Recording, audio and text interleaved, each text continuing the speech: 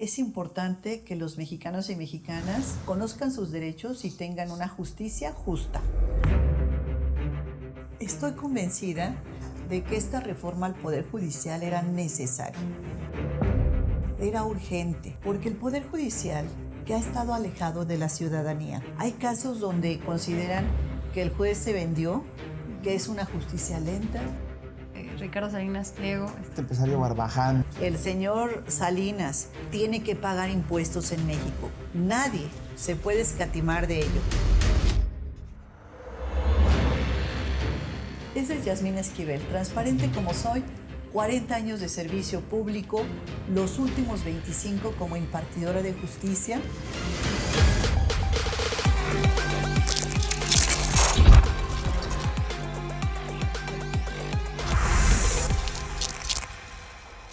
Bienvenidas y bienvenidos a un desayuno al aire más. Hoy estamos muy contentos de manteles largos como siempre, porque tenemos con nosotros a la ministra Yasmín Esquivel. Ministra, antes que nada, muchas gracias por acompañarnos en este desayuno. Gracias por aceptar la invitación. Fue un placer. Bienvenida, ministra. Platicar con usted. Gracias. Muchas gracias, Carlos Celsin, por esta invitación a conversar algunos temas interesantes para México y que sería muy importante abordar hoy. Así es, ministra. Pues estamos haciendo este desayuno, ya sabe, usted, querida audiencia, para conocer pues un poco más a nuestro Poder Judicial, a quienes representan nuestro Poder Judicial y en este caso a la Suprema Corte de Justicia de la Nación. Así que si le parece, ministra, iniciamos con la pregunta. Claro. La gran pregunta, ¿quién es Yasmín Esquivel? ¿Dónde nació? ¿De dónde viene? ¿Qué estudió? Gracias. Con mucho gusto, Celsin. Pues yo soy una mujer abogada, madre de 2 niños. Además, soy la mayor de 4 mujeres. Mis padres siempre hicieron un gran esfuerzo para llevarnos a la escuela a todas nosotras, a las 5. Y fuimos a escuelas públicas desde preescolar hasta la universidad. Yo soy egresada gracias a la educación gratuita en nuestro país, misma educación que defiendo en todo momento porque considero que es una obligación del Estado y a mí me permitió estudiar Derecho, estudié, como comentaba, en escuelas públicas y finalmente en la FES Aragón, que era de la UNAM. Fui a la Escuela Nacional Preparatoria número 9, que está en Insurgentes Norte, y después a la FES Aragón. Mis padres nos crearon a nosotras. Yo soy la mayor de 5 mujeres.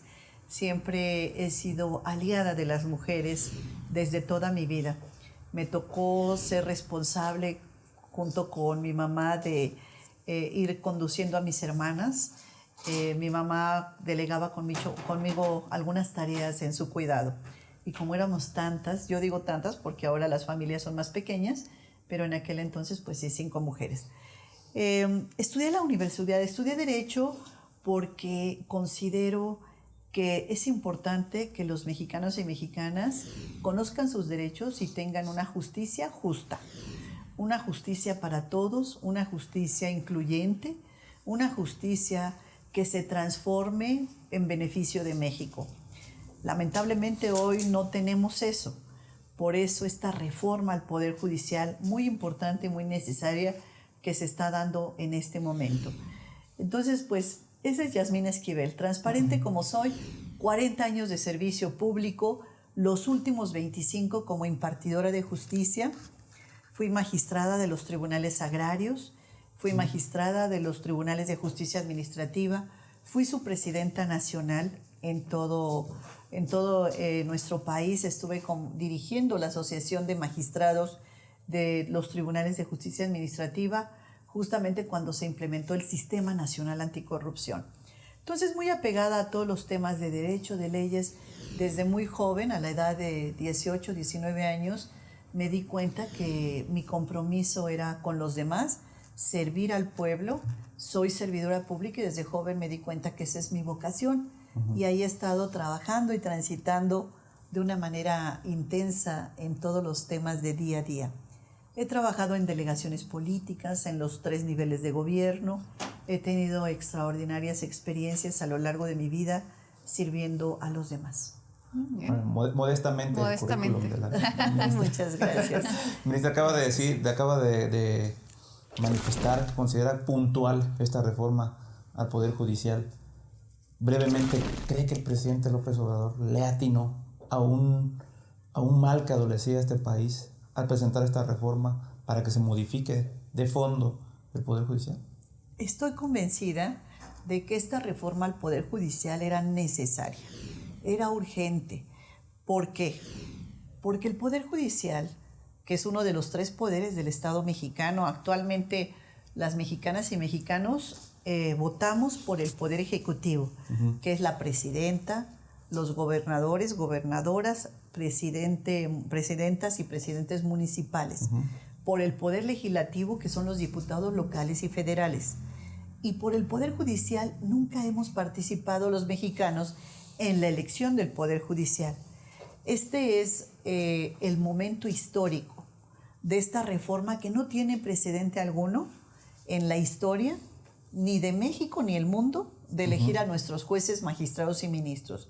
Es la primera vez que vamos a participar las mexicanas y mexicanos eligiendo a los que imparten justicia. ¿Y por qué se da todo esto? Porque ha sido un poder que ha estado alejado de la ciudadanía. ¿Cuántas veces, y ustedes seguramente han dado cuenta de ello, hay casos donde consideran que el juez se vendió, que es una justicia lenta, que es una justicia donde el expediente no avanza, o se ha emitido una resolución injusta de acuerdo a las consideraciones que señalan las partes? Se violan derechos, no hay una justicia correcta y no hay un juez que puedan acceder las personas, porque ellos se encuentran encerrados en una oficina donde no reciben a nadie. Todas estas quejas, y que además técnicamente están demostradas con encuestas que el INEGI ha llevado a cabo, la percepción de corrupción de los jueces es elevadísima. Solamente después de la policía de tránsito son los peores calificados en nuestro país los jueces. Buen dato. Ese es un dato revelador y muy lamentable. Entonces, el señor presidente Andrés Manuel López Obrador presenta una iniciativa de reforma al Poder Judicial el pasado 5 de febrero de 2024.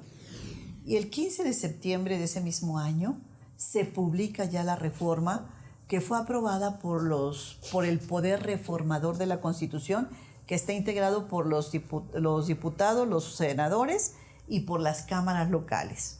Entonces se da esta gran reforma, la publica el señor presidente Andrés Manuel López Obrador, y ahorita, unos meses después de septiembre de 2024, estamos en plena implementación de esta reforma. Al INE le toca realizar esta elección extraordinaria, al Instituto Nacional Electoral, un instituto que los mexicanos confiamos en él, claro, que ha llevado a cabo las elecciones cada 3 años, elecciones estatales, elecciones federales, y ahora esta elección extraordinaria está a cargo del INE. El INE está emitiendo en este tiempo, mes de marzo de 2025, los acuerdos necesarios y suficientes para que esta reforma se lleve a cabo sin ningún contratiempo. Tengamos casillas o centros de votación, tengamos ciudadanos que estén recibiendo los votos, tengamos boletas, tengamos resultados y tengamos jueces electos popularmente y resultados de quienes ganaron las votaciones en cada una de las entidades federativas y a nivel nacional. Es importante destacar, Carlos y Celsin, 2 temas trascendentes. Cuando llegue el ciudadano a la casilla, le van a entregar 6 boletas. La primera boleta será para ministras y ministros. Si hay posibilidad, a ver si pueden poner la boleta ustedes en el medio de comunicación con el que estamos en este momento charlando, a ver si este medio digital nos permite poner la boleta para que vean. Son 9 candidatos a ministros y ministras, 5 mujeres y 4 hombres en la primera boleta. La segunda boleta es de magistrados del Tribunal de Disciplina Judicial. Serán 3 mujeres y 2 hombres. Lo que ahorita es la judicatura, ¿no? Lo que ahorita en la judicatura hay un área que se llama UJIRA, que es el área de investigaciones de las quejas contra jueces y magistrados. Pero este tribunal es un tribunal especializado para ver las quejas contra jueces y magistrados. Es muy importante este tribunal. La tercera boleta se van a elegir 2 magistrados de sala superior del Tribunal Electoral. 2. Una mujer y un hombre. Luego la cuarta boleta serán los magistrados de la sala regional del Tribunal Electoral, 2 mujeres y un hombre, en total 3. La quinta boleta se elegirán magistrados de los tribunales colegiados de circuito, que son 5 mujeres y 5 hombres. Okay. Y la última boleta, la sexta, jueces de distrito, 5 mujeres y 5 hombres. 6 boletas. 6 boletas en total que si hay posibilidad pónganlas ustedes en la pantalla para que puedan analizarlas, estas boletas, y las personas sepan cómo votar, qué van a votar, qué van a elegir el domingo 1 de junio y por qué es importante ir a la elección, por qué es importante acudir a votar. Ok. Tenemos el proceso en puerta. Se llevó a cabo todo este proceso de la elección, ¿no? La insaculación de aspirantes a candidatos. Sí. ¿Considera que sí estuvo limpio? Porque la oposición, como siempre, todo mal, ¿no? Truqueado según ellos. Pero ¿qué piensa Yasmín Esquivel de este proceso? Tenemos candidatos en la boleta que vienen del Poder Ejecutivo, candidatos que vienen del Poder Legislativo, candidatos que vienen del Poder Judicial. Inclusive en la boleta hay un recuadro en rojo donde vienen de qué poder viene cada uno de los candidatos. Y también tenemos candidatos en funciones, candidatos que aparecen en la boleta y tiene un EF del lado izquierdo que están en funciones. Entonces tenemos un crisol de candidatos que vienen de los 3 poderes y los candidatos que están en funciones, de tal manera que el ciudadano podrá votar por alguno de los candidatos que emanan de estos 3 poderes y analizar cuidadosamente cuál de ellos es el que consideran que debe y que reúne los requisitos para ser el juez. Pero ustedes seguramente me preguntarán, Celsin, ¿cómo van a conocer las personas, los perfiles, a los candidatos, los perfiles, los currículums, para poder tomar una decisión? Y sobre todo es una decisión donde hay muchos candidatos. Sí. El Instituto Nacional Electoral está poniendo a disposición de las personas una plataforma que se llama PCU. Esta plataforma de PCU es Practica tu voto, conoce tus candidatos, ubica tu casilla. Este PCU, en la credencial de elector, hay un código QR. Si ustedes analizan en la credencial de elector, pasan el código QR. En el teléfono. Lo escaneamos. En el teléfono lo escaneamos, va directo al PCU para que puedan practicar el voto, conocer a los candidatos de su sección electoral, de su entidad federativa y ubiquen la casilla. Que vendrá una semblanza de cada candidato. Y viene la semblanza, los candidatos y la semblanza de cada uno de los candidatos, qué han hecho y cuáles son y por qué quiere ser juzgadores en donde vive la persona.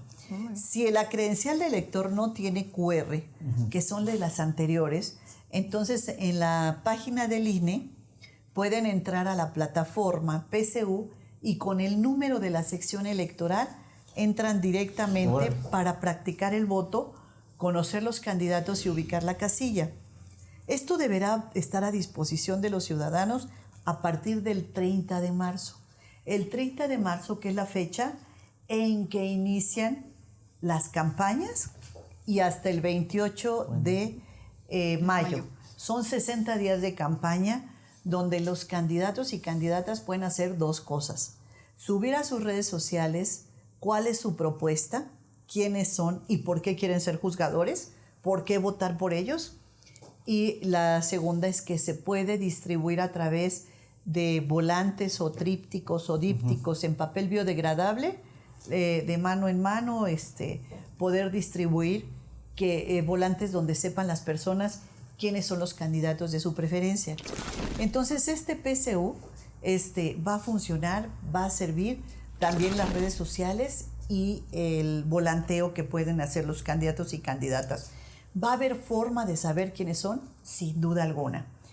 Esta elección al Poder Judicial, por supuesto, da el clavo para poder reformar y tener una nueva generación de juzgadores. 881 jueces federales se van a elegir en todo nuestro país. Entonces tenemos esta nueva generación. ¿Qué queremos? Jueces humanistas, jueces que conozcan las necesidades de la población, jueces cercanos a la gente, una justicia de puertas abiertas. La ministra Yasmín Esquivel cumple con esos requisitos que pide la población a gritos. ¿Es humanista? Celsin, tengo un compromiso con México. Tengo un compromiso hace muchos años que he honrado a cabalidad. Un compromiso y en los últimos 25 años como impartidora de justicia. He emitido miles de sentencias en donde siempre he procurado atender a las partes y votar en función de lo que la gente necesita. ¿Qué es y cuáles son los derechos y quién tiene la razón en cada uno de los expedientes? Ministra, ¿cómo ha sido ser ministra de la Suprema Corte de Justicia en estos tiempos donde tenemos a la primera mujer presidenta en México? Mira, Celsin, nuestras abuelas soñaron con algún día ver una presidenta de México. Nuestras madres lo desearon y nosotras lo estamos viviendo. Estamos viviendo a la primera mujer presidenta de México y que es una mujer muy capaz, muy competente, muy preparada, muy profesional, muy prudente en todos los actos que lleva a cabo. Es una mujer que todas nos sentimos orgullosas de ella, en la doctora Claudia Sheinbaum Pardo. Pero recordaba yo el otro día que estaba en el Teatro Querétaro, en el Teatro de la República, hace 208 años. En 1917, Ermila Galindo y sus seguidoras se quedaron afuera del teatro. Quisieron y golpearon la puerta, Ermila Galindo con las seguidoras, y no las dejaron entrar. En 1917 los constituyentes en aquella época no permitieron la entrada de ninguna mujer. Les decían que se fueran a su casa a hacer las labores que les tocaban. Y no las dejaron pasar, no estuvieron presentes.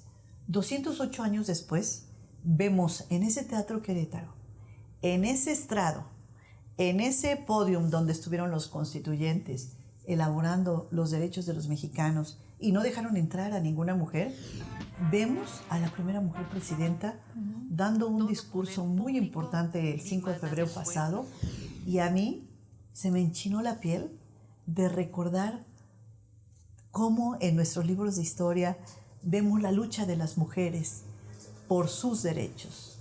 Apenas en 1961 llegó la primera mujer a la corte. La primera ministra mujer que llega a la corte llegó hasta 1961, doña Cristina Salmorán de Tamayo. Entonces, se ha recorrido todo este tiempo.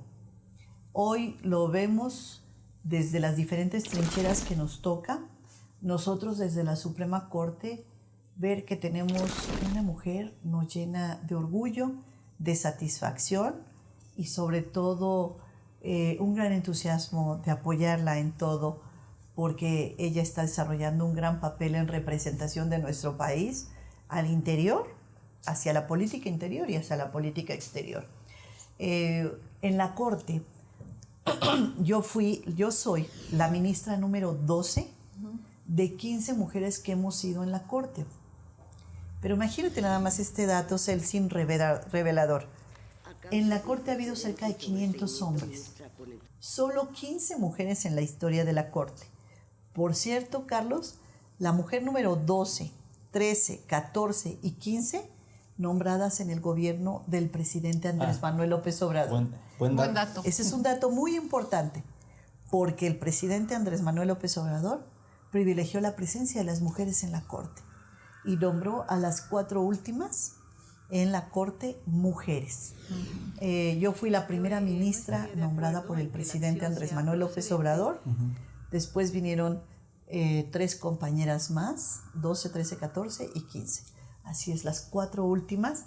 Entonces, la presencia de la mujer es fundamental en todos los espacios públicos, en el Ejecutivo, en el Legislativo, en el Judicial y también en la iniciativa privada. También en el campo social es importante la presencia de la mujer. Si en la sociedad la mitad somos mujeres, en esa proporción queremos estar en todos los espacios de poder, no menos. No son cuotas, es en justicia. Así es. Ministra, ¿y cómo ha sido su relación con sus compañeras ministras? Mi relación con mis compañeras ministras es muy buena. Tenemos coincidencias importantes en temas, por supuesto, de género, y en ocasiones encontramos algunos posicionamientos que nos quieren dividir, pero no lo lograrán. Nosotras tenemos un buen compañerismo, tenemos respeto la una a la otra y tenemos posiciones que son coincidentes en los temas trascendentales. Entonces, muy bien, el compañerismo y nuestra relación entre nosotras es muy buena. O sea, está contundente el mensaje para quienes dicen que ya no se llevan bien ahí en la Corte. No, nos llevamos muy bien y tenemos un gran respeto en las posiciones y criterios de carácter jurídico. Imagínense ustedes, en la Corte vemos aproximadamente 16,000 asuntos al año. Entonces, de estos 16,000 asuntos, pues en ocasiones podemos no coincidir, claro, pero siempre ha sido en el marco del respeto, el compañerismo y sobre todo en una gran alianza con las compañeras. Ministra, ¿y cómo es su relación con la ministra presidenta de la Corte, la primera mujer en presidir la Suprema Corte, Norma Piña? ¿No considera que se desaprovechó una oportunidad histórica con su llegada a la presidencia de la Corte y que pues, al final termina siendo un rotundo fracaso? Pues mire, fue muy lamentable que la posición de la ministra Norma Piña haya sido una posición de enfrentamiento con los demás poderes de la Unión desde que llegó. Fue lamentable porque considero yo que entre los poderes de la Unión no puede haber sometimiento del uno al otro, claro, porque estaríamos violentando la Constitución que habla de la división de poderes. Pero sí debe haber coordinación. Debe haber una coordinación porque hay temas que son comunes. El tema esencial es el bienestar de los mexicanos, el beneficio del pueblo de México en los temas más importantes. Pero además hay temas que son comunes. Por ejemplo, la aprobación del presupuesto. Es un tema que le toca a la Cámara de Diputados y que le interesa al Poder Judicial la aprobación de su presupuesto. Sí. Hay asuntos que son comunes, por ejemplo, con la Cámara de Senadores, que es el nombramiento, como se daban los nombramientos antes de los magistrados electorales. Son nombramientos concurrentes entre el Poder Legislativo y el Poder Judicial, en este caso la Cámara de Senadores, y por eso creo yo que debe haber un gran entendimiento en algunos temas que son centrales entre los poderes de la Unión. Y en el caso de la ministra presidenta Norma Piña, pues sí hubo este enfrentamiento desde que llegó, muy lamentable, muy triste, y que mucho tiene que ver la reforma al Poder Judicial que hoy estamos viviendo en la posición que la ministra Norma Piña adoptó desde que llegó. Creo que no tuvo claridad el momento político que estaba viviendo en México, la transformación que se estaba viviendo en México y el conocimiento de la población y de los ciudadanos sobre el Poder Judicial.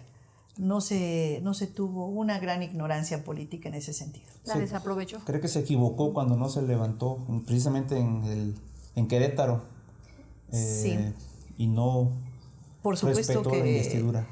Por supuesto que se equivocó, pero más allá de que efectivamente no respetó la investidura presidencial, no respetó al pueblo de México. Representado. Lo que significa para el pueblo de México su presidente. Claro. El presidente que el pueblo de México nombró. Un acto es una falta de respeto al pueblo de México y por supuesto ¿arrogancia? Probablemente distracción, arrogancia, pero en cualquiera de los casos una falta grave. Ya sea que haya sido a propósito o que haya sido sin el propósito. Entonces fue una falta importante, una falta grave, no aclarada a tiempo. Además, si fue por distracción, no se aclaró puntualmente a tiempo, y si fue hecha con toda la intención, me parece que fue un error político muy grave. Pero además reunirse con el líder de un partido político en el proceso electoral pasado, ¿qué anda haciendo, no? Pues no, son las cosas que no debe uno hacer cosas buenas que parezcan malas. Entonces debió haberlo recibido en las oficinas de la Corte. Si necesitaba alguna audiencia, algún dirigente de un partido político o alguna persona necesita una audiencia para tratar sus temas, pues para eso están las oficinas públicas. Pero no es una cena privada, En la casa pero del en la ministro, casa. pues. En la casa de un ministro, en una cena privada, en pleno proceso electoral, Pleno proceso electoral. con los magistrados electorales que son los árbitros en el asunto electoral. Creo que hubo varias fallas varios desatinos en ese encuentro. Varios desatinos y bueno, pues ahí está otra de las fallas que se dieron. Pero más allá de eso también, creo yo que hubo un posicionamiento siempre en contra del Ejecutivo Federal, de los legisladores de la transformación, y pues fue una grave falla. Tratar de descarrilar por todos los medios la propia reforma. Bueno, esto vino después, otra de las fallas gravísimas fue encabezar o en algún momento asistir a las marchas. Ah, bueno, Lo que encabezó no- la ministra Norma Piña marchas contra la reforma. Así es, aunque estuvo unos cuantos minutos, pero sí estuvo presente. No crean que se asolió. Eso es tomar partido. No se asolió, Carlos. Nada más un ratito a la marcha, pero efectivamente Ahí está. tomó partido en sus discursos públicos, tomó partido en contra de la reforma en los discursos públicos, en sus acciones al momento de presentarse a la marcha. También creo que ella, representando al Poder Judicial, no debió haber entrado en conflicto con los otros poderes. Y entonces ahí nuevamente vuelve a entrar en conflicto con el Poder Ejecutivo y Legislativo cuando está en contra del ejercicio de las facultades de los otros poderes. Así es. Porque la reforma, el poder reformador de la Constitución, Ya bien. pues es el diputados y senadores. Legislativo, sí. Entonces, ir en contra de lo que son las facultades propias de los otros poderes me parece gravísimo. Sí, Son facultades que tenían los otros poderes de reformar la Constitución. Así es. Y así lo hicieron. Y hoy pues yo veo una posición ya de aceptación en la Corte de lo que es la reforma. Ministra, otra pregunta. ¿Cómo está este tema de los impuestos? Las y los mexicanos pues tenemos que pagar, sí o sí, pero en específico este señor Ricardo Salinas Pliego, este empresario, Barbaján. sí, caray, bueno, una polémica ahí que hubo. Sí, sí. Pero a ver, usted en su postura de ministra, ¿qué opina? Mira, Celsin, en México todos tenemos que pagar impuestos.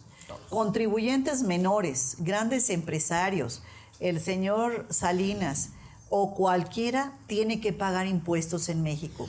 Nadie se puede escatimar de ello. Nadie debe estar ausente del pago de impuestos puntualmente en nuestro país. ¿Es sí o sí? Así tengan, Es sí o sí. así tengan mucho dinero. Pues son los que tienen que pagar más. Y más. Porque todo se paga en función y de acuerdo a la proporción en que se gana. Pero Por eso no le algunos, porque tienen mucha lana, le meten lana para no pagar. Bueno, pues todos tienen que pagar impuestos. Los grandes contribuyentes y los contribuyentes pequeños, todos en México tenemos que pagar impuestos. Bien. Obligación Ahí está. cívica. Obligación, sí. exacto. Obligación cívica. Sí. Ministra, apenas presentó un libro sobre el impacto de los feminicidios y en este contexto que ahorita estamos viviendo, bueno, que tenemos ya décadas viviendo sobre desapariciones forzadas, sobre feminicidios, estos campos de exterminio que se han encontrado. ¿Cuál es el papel del Poder Judicial en estos temas? De hecho, en una mañanera del pueblo lo mencionó la presidenta, que es un trabajo de todas y de todos, del Poder Judicial también. ¿Cuál es el papel de la Suprema Corte, del Poder Judicial en general, en estos temas tan delicados, tan tristes, tan que nos duelen, ¿no? a México? Sí. Efectivamente, en la Feria del Libro en Cuernavaca, Morelos, presenté mi libro que se llama Mamá en tu ausencia, ¿quién por mí? Es un libro estremecedor acerca de una realidad que vivimos en México, que es el feminicidio. El homicidio de mujeres por causa de género me parece muy grave. Muy grave porque no es posible que se esté privando a las mujeres de la vida por este tipo de violencias. Tú lo sabes, porque seguramente, Celsin, en algún momento probablemente lo hayas vivido. Existe la violencia psicológica, la violencia patrimonial, la violencia económica, la violencia física en contra de las mujeres, esta violencia física que su grado extremo es el feminicidio, es verdaderamente lamentable, reprobable. No estamos contentas con estas cifras que se dan hoy. Estoy segura que ni la presidenta, por supuesto, puede estar de acuerdo con una situación así.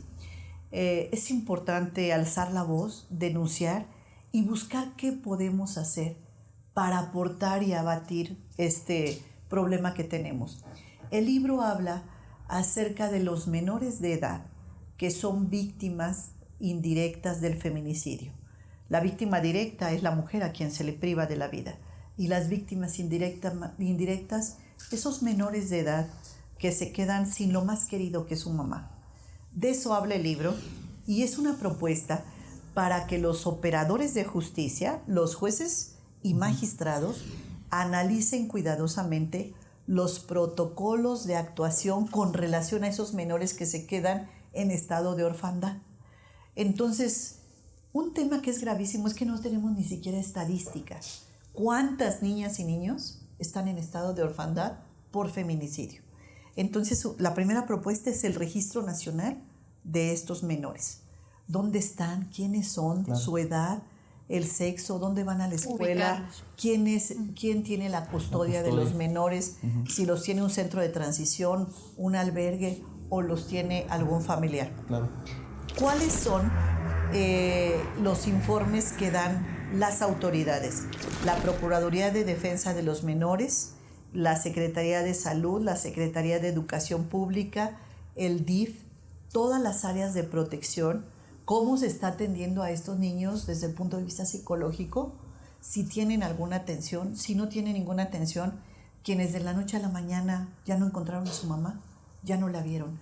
Entonces, es que no puede archivarse el expediente hasta que el juez, hasta que los niños hayan cumplido la mayoría de edad, y en todo este tiempo, cada 3 meses, periódicamente, el juez esté solicitando una información, qué está pasando con estos menores, un informe a las diferentes autoridades para que se le diga al juez qué está pasando con estos menores. Tengan la posibilidad inclusive el juez de poder enviar al actuario para que certifique si efectivamente los informes corresponden al niño, al menor, dónde está y al estado en que se encuentra el menor. Entonces, nuestros juzgadores van a ser responsables de estos menores y este protocolo de actuación de los juzgadores hasta que los niños tengan su mayoría de edad. De eso se trata el libro, es una propuesta innovadora donde queremos el registro, queremos saber dónde estás y queremos que el juez esté detrás de las autoridades permanentemente hasta que el niño cumpla la mayoría de edad. Esa es la propuesta que se presenta. Se puede materializar a través de una iniciativa de ley o puede ser una política pública interna en los tribunales locales y en el Tribunal Federal para que se pueda llevar a cabo este protocolo de actuación con relación a los menores víctimas de feminicidio.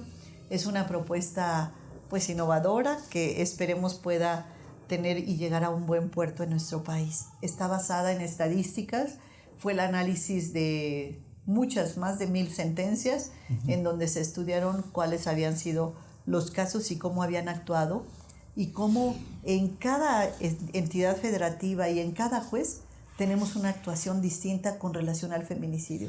Hoy necesitamos también homologar la actuación en cuanto a la investigación acerca de los feminicidios.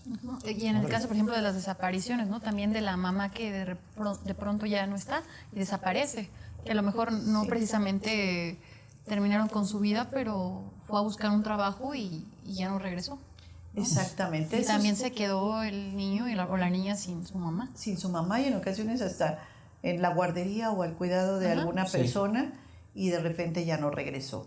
Esos casos lo vemos lamentablemente y son temas que se tienen que atender de manera inmediata. Afortunadamente la presidenta presentó una iniciativa que ya fue aprobada por las cámaras, ya está en la Constitución, que habla sobre la igualdad sustantiva.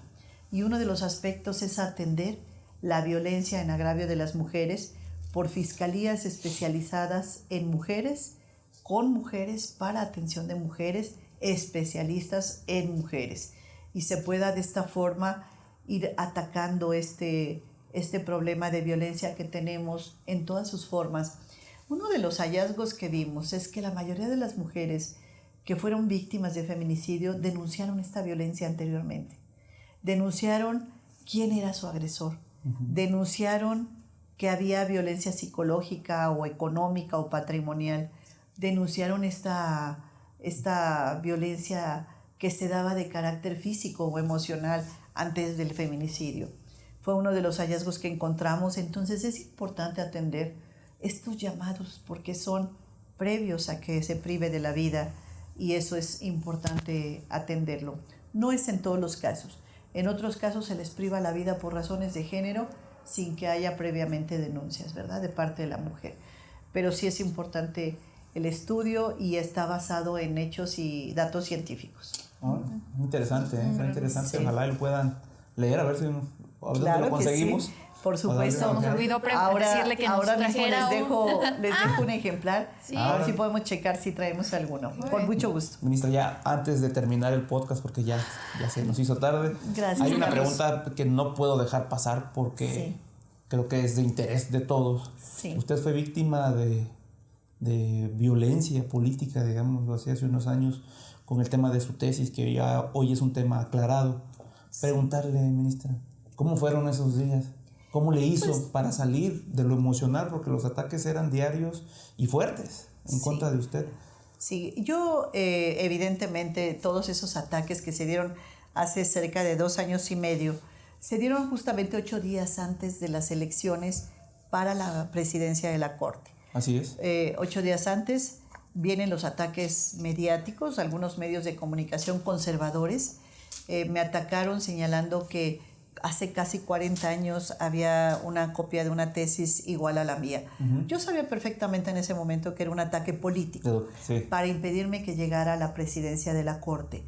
Sabía perfectamente que este ataque cobarde, mediático, se debía a mis posicionamientos en defensa de un proyecto de transformación, de un proyecto de transformación del Poder Judicial, un proyecto de transformación del país en el cual coincido. Entonces, estos grupos conservadores, Sheridan y todo ese grupo y acompañados por Graue, fueron los que utilizaron a Sheridan y al Graue, lo utilizaron de medio para que pudiera haber este ataque político, este ataque mediático, violento, fuerte, sin duda alguna. Sin embargo, me mantiene en una gran fortaleza mi posicionamiento, un proyecto en el que creo, mi formación desde los 18 años en el servicio público. No fue el primer ataque mediático, pero sin duda fue el más fuerte. Y bueno, pues a recuperarse y a salir adelante como debe ser y además con una gran claridad de cuáles son los objetivos que tenemos que perseguir, que tenemos que seguir como servidora pública que cree en un proyecto donde tenemos que tener un poder judicial renovado, un poder judicial nuevo, un poder judicial de puertas abiertas, un poder judicial cercano a la gente. Lo he dicho desde hace muchísimos años. Tenemos que tener jueces sensibles, humanistas, jueces que estén al alcance de las necesidades de las personas, jueces distintos a los que tenemos el día de hoy y pues por supuesto hay que cambiar aquello que se tiene que modificar, que es el Poder Judicial en México. Yo les invito para que se participe en todo este proceso que es para conocer los candidatos y votar por la opción que las personas consideren que es la mejor, la opción que ellos crean el domingo 1 de junio de las que se van a presentar en las boletas. Muchísimas gracias, Carlos. A usted. Celsin, muchas gracias por estar gustazo en este espacio donde pude dar a conocer algunos puntos de vista sobre lo que es la reforma y fundamentalmente lo que es su amiga Yasmín Esquivel. Y la vamos a ver en campaña, ministra. Sí, si estamos ahí, ¿Tiene usted nos aquí contempla, ahí vamos a estar. Muchísimas gracias. Que vengas en campaña, cuéntenos cómo le está yendo en el proceso, cómo Será lo ve. un placer, gracias, Celsin. Gracias. Gracias. Pues muchísimas gracias. Y muchas gracias por el desayuno y el café. Gracias. Pues esta fue una edición más de Desayuno al Aire. Les agradecemos mucho que hayan estado con nosotros y pues no se pierdan el próximo episodio. Ministra, muchísimas gracias. Gracias, Carlos. Gracias, gracias, ministra. Adiós. Gracias. Hasta la próxima. Hasta la próxima. Deje su like. Y síganos.